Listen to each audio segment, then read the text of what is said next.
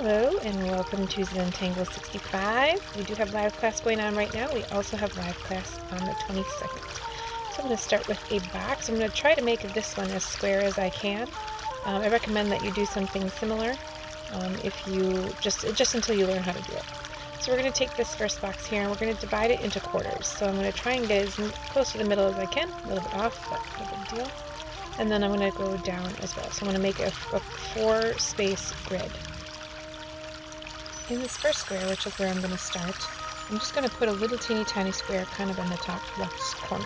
Not too close, not too far, just kind of over there. And from the corner to the corner of the small square, I'm going to draw these diagonal lines. So basically, imagine it like strings that are holding up this little square.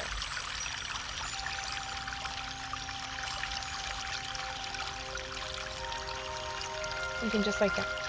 So now in these top two quadrants, they're the smaller ones. The larger ones are going to go in the bottom two.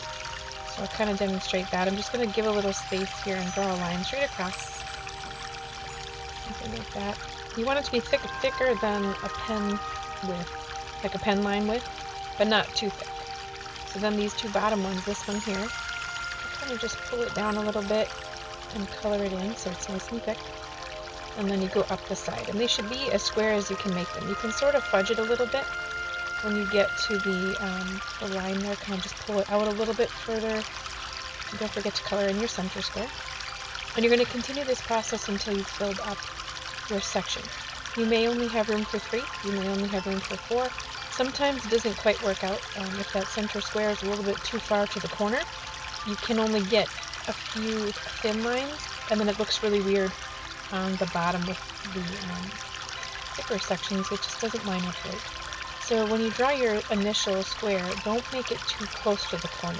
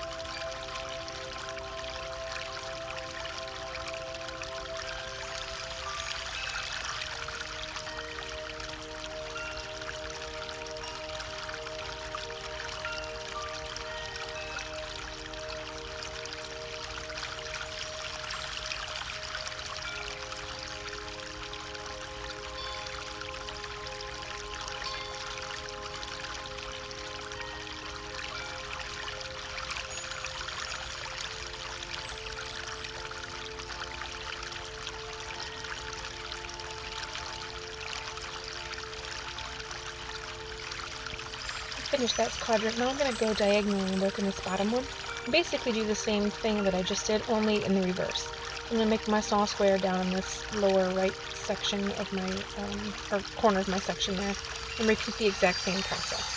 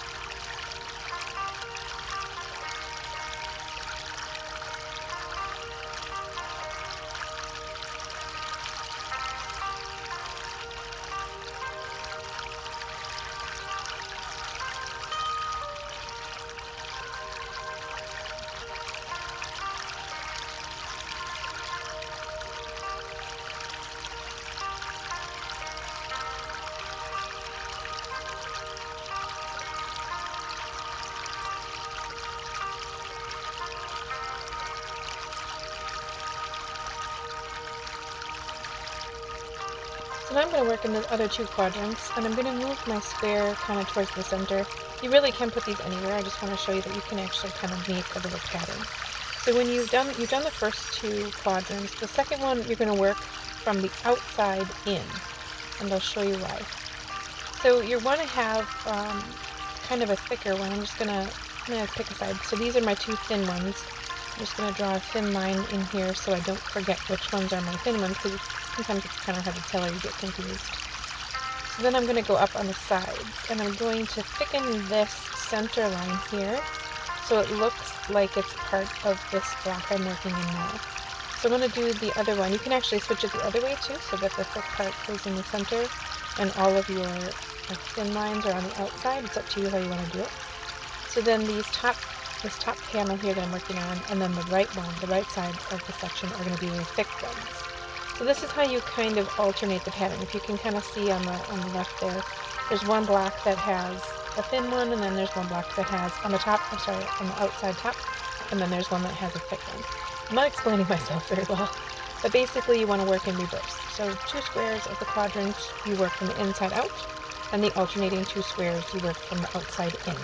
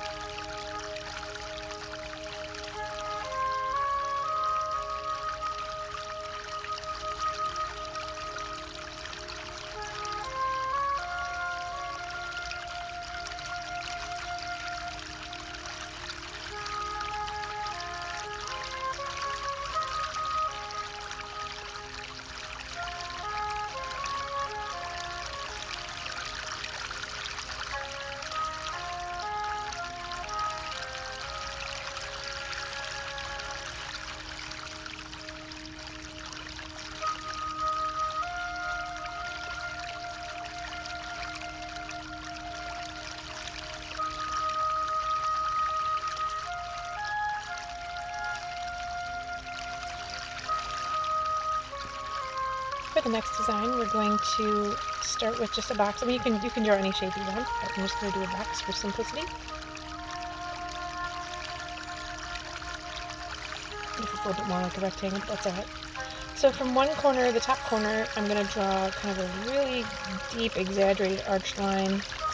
Comes about 2/3 of the way over and then back to the corner, and do the same thing in reverse from the other side.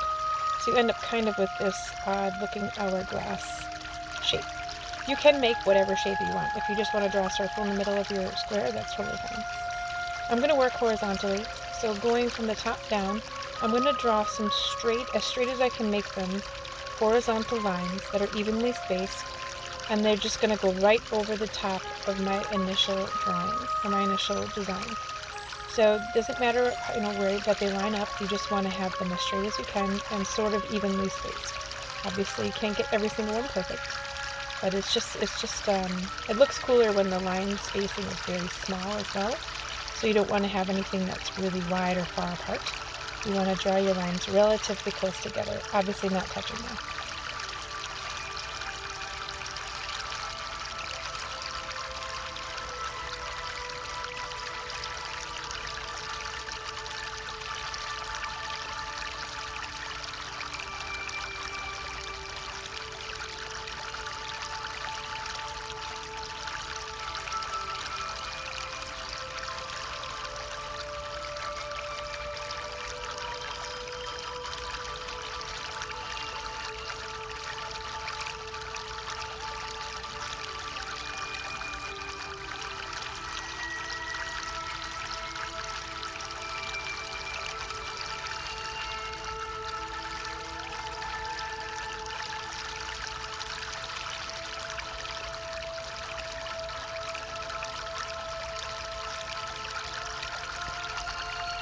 Now we're going to start coloring in this section. I'm going to zoom in just a little bit, and you're going to kind of work from one section to the next. So as soon as you hit the line, you're going to jump, and then you're going to basically do a checkerboard pattern. So I have that one colored in. Now I'm going to leave the bottom one white, and I'm going to color in the center one black, and then leave the last section of this row white.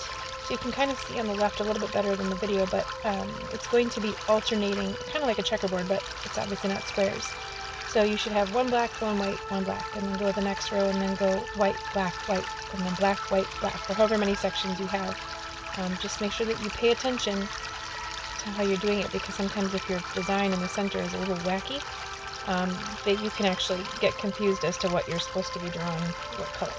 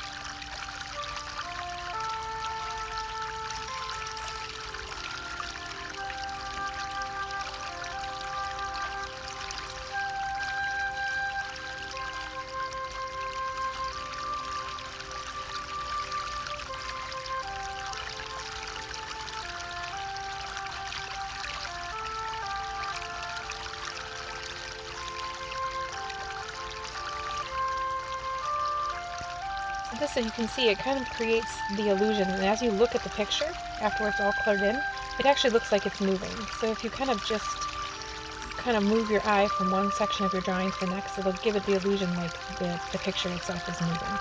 So that's the second illusion. You can have a lot of fun with this one. You can draw some other wacky designs inside, and it makes it look really cool.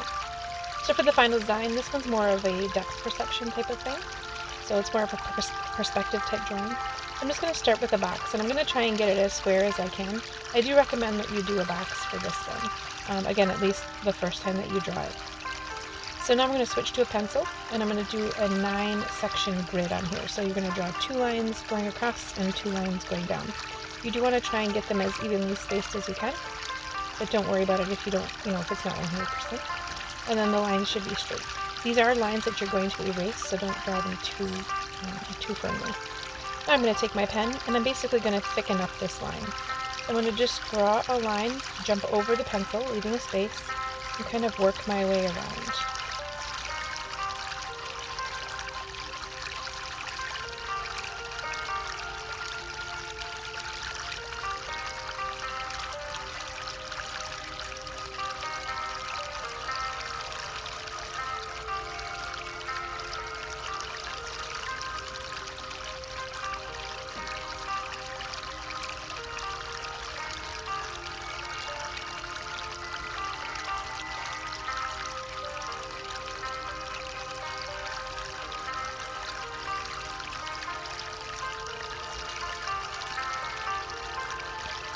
So you can see that it kind of makes like a tic-tac-toe board.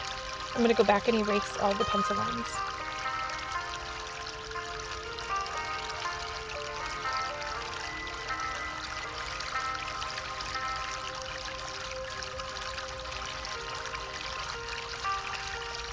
So now we're going to switch between, you need a pen and a pencil for this section, and I'm going to draw a little square behind.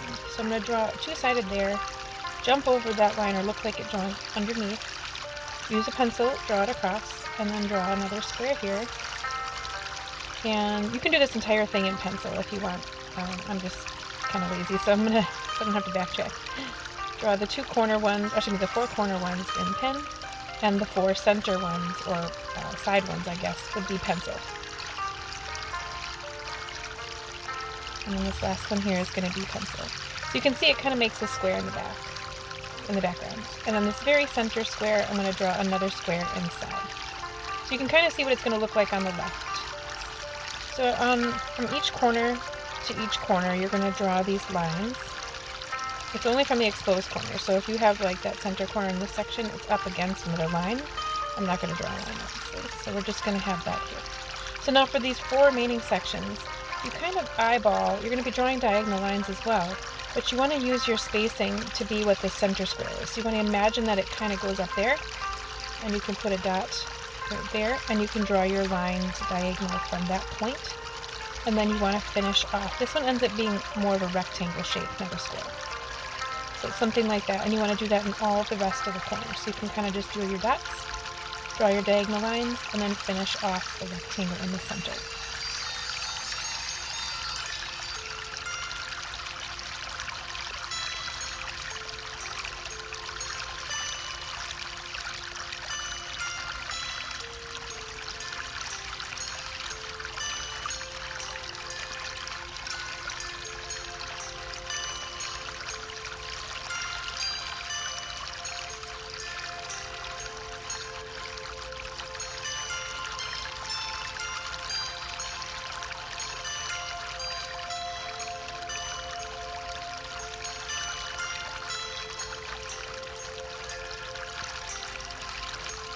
Erase all of your lines, of course, and then you want to color in those original squares, or the ones that are in kind of the corner sections.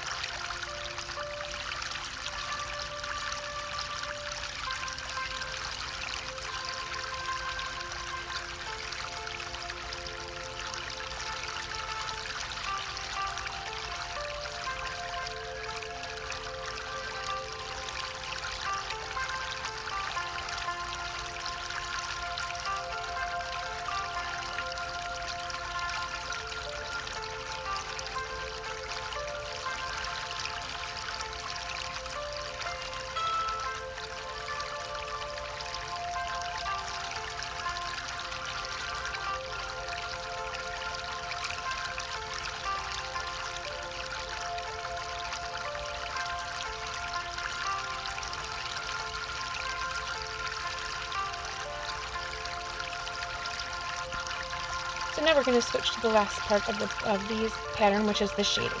So whenever you do your shading, the very part right along the top or the side of your black section is going to be the hardest pencil. So you want to push relatively firmly with your pencil, and then as you get to the outside lines, you want to lift your pencil so it's a very soft type of pencil line. So another thing that you can do is you can color your pencil line here pretty hard, and then you can take your finger and smear it towards the outside edge so you don't have to worry about feathering the pencil line. I'm just going to go ahead and feather all of them, but again, right along the black bottom section is where you're going to draw the darkest shading, and then you're going to feather it out lightly towards the outside edge.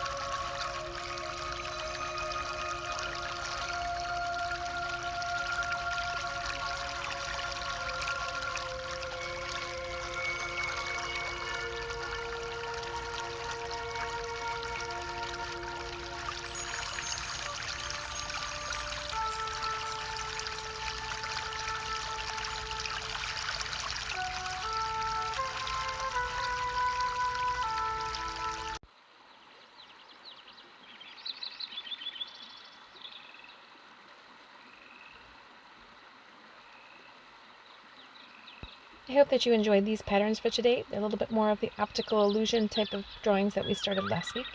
If you do wish to join us, we do have live class. Again, it was going on tonight while this video is being played, and then also on the 22nd is the next one.